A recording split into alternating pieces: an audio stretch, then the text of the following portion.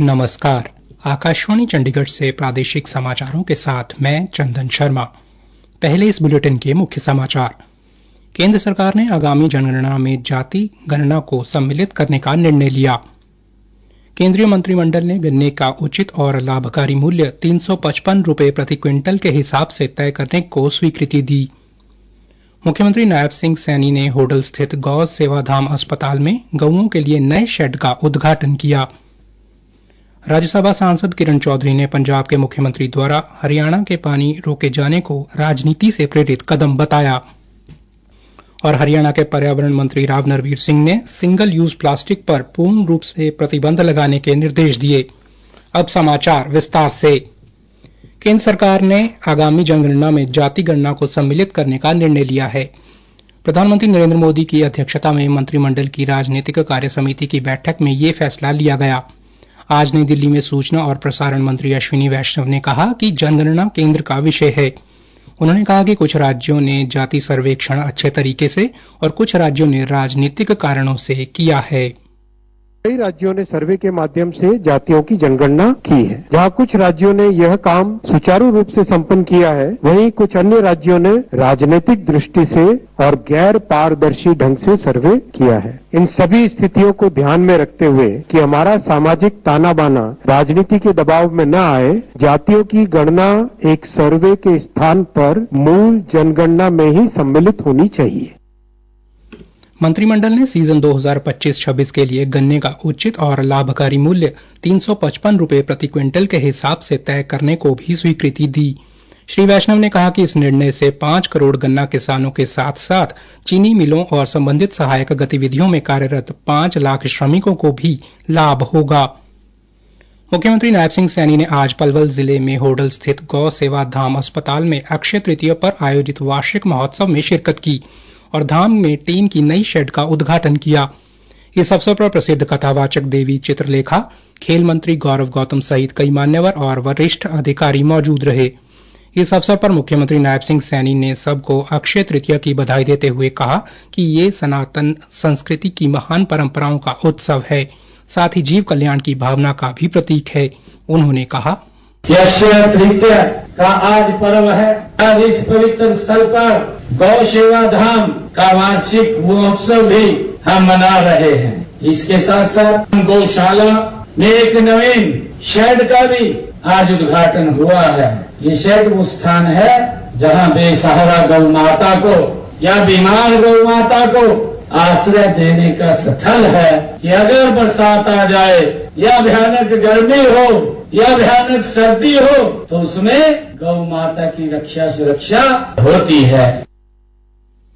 उन्होंने कहा कि गौ सेवा करना एक पुण्य का कार्य है। इस दौरान मुख्यमंत्री ने गौ सेवा धाम अस्पताल में गौ सेवा के लिए 21 लाख रुपए देने की घोषणा भी की। राज्यसभा सांसद किरण चौधरी ने पंजाब के मुख्यमंत्री भगवंत मान द्वारा हरियाणा के पानी को रोके जाने को राजनीति से प्रेरित कदम बताया। आज भिवानी में मीडिया के सवालों के जवाब देते हुए उन्होंने कहा, इस मुद्दे को लेकर मुख्यमंत्री नायब सिंह सैनी ने केंद्रीय जल संसाधन मंत्री तथा भाखड़ा ब्यास प्रबंधन बोर्ड की बैठक में भी बात की है। श्रीमती किरण चौधरी ने कहा कि हरियाणा के हिस्से का 8,500 क्यूसेक पानी रोका जा रहा है। इसको लेकर राज्य सरकार गंभीर है।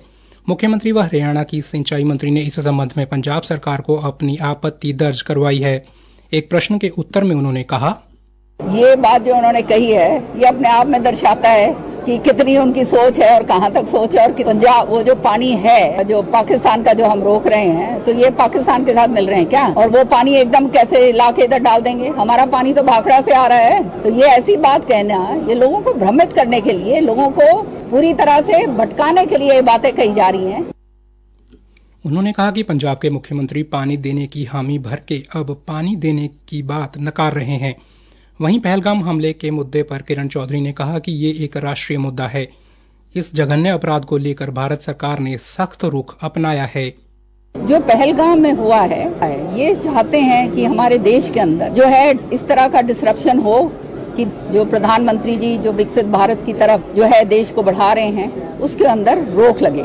इस तरह से जो घिनौनी हरकत जिन्होंने करी है उसके खिलाफ कड़ी से कड़ी कार्रवाई जो है निश्चित तौर पे हमारे प्रधानमंत्री जी लेंगे। ये चीजें ऐसी हैं जो बहुत ही गोपनीय होनी चाहिए। प्रेस को भी अपनी जिम्मेदारी समझनी चाहिए कि इसके ऊपर ज्यादा रिपोर्टिंग ना हो, तभी जो है पाकिस्तान को जो है हम करारा जवाब अच्छी तरह से दे पाएंगे। भारत में रह रहे पाकिस्तानी लोगों का वीजा रद्द किए जाने के मुद्दे पर राज्यसभा सांसद ने कहा कि सभी पाकिस्तानियों को भारत से बाहर भेजा जाएगा। पहलगाम घटना के बाद पाक के लोगों को भारत में नहीं रहना चाहिए। हरियाणा के सहकारिता, कारागार, निर्वाचन, विरासत व पर्यटन मंत्री डॉक्टर अरविंद शर्मा ने कहा है कि आगामी 17 मई को रोहतक के पहरावर में राज्य स्तरीय भगवान परशुराम जयंती समारोह का आयोजन किया जाएगा। इस अवसर पर प्रदेश के मुख्यमंत्री नायब सिंह सैनी शिरकत करेंगे। उन्होंने कहा कि कार्यक्रम में सर्व समाज भागीदारी करेगा। प्रादेशिक समाचार आकाशवाणी चंडीगढ़ से प्रसारित किए जा रहे हैं। हमारे बुलेटिनों और ताज़ा समाचारों के लिए आप हमारी वेबसाइट newsonair.gov.in पर लॉगिन कर सकते हैं। ये समाचार हमारे यूट्यूब चैनल और x handle Akashvani news Chandigarh पर भी उपलब्ध हैं। हरियाणा के पर्यावरण मंत्री राव नरवीर सिंह ने गुरुग्राम में सिंगल यूज प्लास्टिक पर पूर्ण रूप से प्रतिबंध लगाने के निर्देश दिए हैं। श्री राव नरवीर सिंह ने आज गुरुग्राम में हरियाणा राज्य प्रदूषण नियंत्रण बोर्ड के अधिकारियों की बैठक की अध्यक्षता करते हुए ये निर्देश दिए। पर्यावरण मंत्री ने कहा कि शहर के प्रमुख बाजारों में जांच अभियान चलाया जाए और जहां भी इस प्लास्टिक का अनाधिकृत तौर पर प्रयोग करते हुए कोई पाया जाता है तो उसके खिलाफ नियमानुसार कार्रवाई की जाए। यह प्लास्टिक पर्यावरण के लिए बहुत ही घातक है। श्री राव नरवीर सिंह ने कहा कि हरियाणा की आर्थिक राजधानी गुरुग्राम को प्रदूषण मुक्त रखना सरकार की प्राथमिकताओं में शामिल है। उन्होंने कहा कि हरियाणा में वैसे सिंगल यूज प्लास्टिक का प्रयोग प्रतिबंधित है, लेकिन जागरूकता की कमी के चलते अभी भी काफी दुकानदारों, शॉपिंग मॉल, होटल, ढाबों समेत कई संस्थाओं द्वारा इसका धड़ल्ले से प्रयोग किया जा रहा है। भिवानी जिले की 116 पंचायतों को टीबी मुक्त घोषित किया गया है। राज्यसभा सांसद किरण चौधरी ने आज भिवानी में विश्व टीबी उन्मूलन अभियान के तहत टीबी मुक्त पाई जाने वाली इन पंचायतों को पुरस्कृत किया। इस अवसर पर मीडिया से बातचीत में राज्यसभा सांसद किरण चौधरी ने कहा कि टीबी उन्मूलन के क्षेत्र में कार्य करने वाले 116 ग्राम पंचायतों तथा 23 गैर सरकारी संगठनों को पुरस्कृत किया गया है। उन्होंने कहा, हमारे माननीय प्रधानमंत्री जी का ये मानना है कि विकसित भारत अगर होना है, स्वास्थ्य के प्रति बहुत ध्यान देना पड़ेगा। ये अभियान जो है टीबी मुक्त अभियान, जिसके तहत जो पंचायतें हैं 2 साल से लगातार जिनके अंदर टीबी का कोई भी मरीज नहीं है, तो जो है गांधी जी की सिल्वर की प्रतिमा देकर सम्मानित करा गया। जो 1 साल से जो लगे हुए हैं और उनके गाँव टीबी मुक्त हो गए हैं, तो उनको भी जो है ब्रॉन्ज की प्रतिमा देकर सम्मानित करा गया। मेरा ये मानना है कि आने वाले समय में हमारा जिला जो है टीबी मुक्त होगा। श्रीमती चौधरी ने कहा कि इस अभियान की शुरुआत देश की राष्ट्रपति द्रौपदी मुर्मू ने वर्ष 2022 में की थी। 2025 तक भारत को टीबी मुक्त बनाने की दिशा में काम किया जा रहा है। उन्होंने कहा कि नवंबर 2024 से टीबी पीड़ितों को कुपोषण से लड़ने के लिए 1000 रुपये प्रति माह उपलब्ध करवाए जा रहे हैं। इसके साथ ही निक्षय मित्र भी इन मरीजों को अतिरिक्त पोषण किट उपलब्ध करवा रहे हैं, जिनमें दाल, चावल, तेल, मल्टीविटामिन, दूध, पाउडर आदि शामिल हैं। हरियाणा में आगामी 4 मई को होने वाली नीट परीक्षा का सुचारू और निष्पक्ष संचालन सुनिश्चित करने के लिए पुख्ता प्रबंध किए गए हैं। इसके लिए प्रदेश भर में कुल 162 परीक्षा केंद्र बनाए गए हैं, जिनमें 60,687 परीक्षार्थी शामिल होंगे। मुख्य सचिव अनुराग रस्तोगी ने परीक्षा के लिए राज्य की तैयारियों की समीक्षा के लिए आज एक उच्च स्तरीय बैठक की अध्यक्षता की। श्री रस्तोगी ने कहा कि परीक्षा से जुड़ी तैयारियों का आकलन करने और किसी भी कमी को पहले से ही दूर करने के लिए अधिकारी नामित केंद्रों का दौरा करेंगे।